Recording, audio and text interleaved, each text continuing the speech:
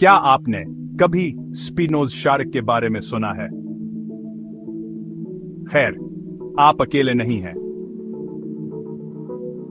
आज मैं आपको स्कूल्यूडन की पुरस्कार दुनिया में ले जा रहा हूं। स्पिनोज शार्क एक छोटा शिकारी जो जनूबी और जनूब मशरकी एशिया के साहिलों पर पाया जाता है।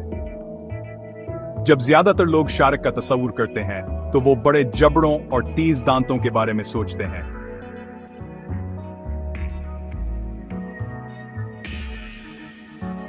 लेकिन सफेद नोज ये थोड़ा मुख्तलिफ है। तकरीबन 70 सेंटीमीटर लंबी ये शार्क पॉकेट साइज की हैं, लेकिन उनके साइज से धोखा ना खाएं।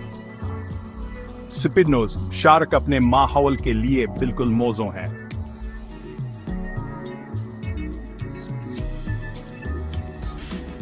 उनकी नाक चिपटे की शक्ल की होती है जो उन्हें कैचर वाले अथले पानियों में छुपी छोटी मछलियों और क्रस्टेशियंस का शिकार करने में मदद करती है। जो वाकई हैरत अंगेज है वो ये है कि वो कितने छुपे हुए हैं।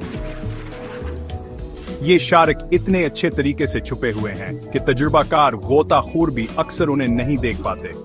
वो दरिया के दहानों और मैंग्रोव्स में घुल मिल जाने के माहिर हैं।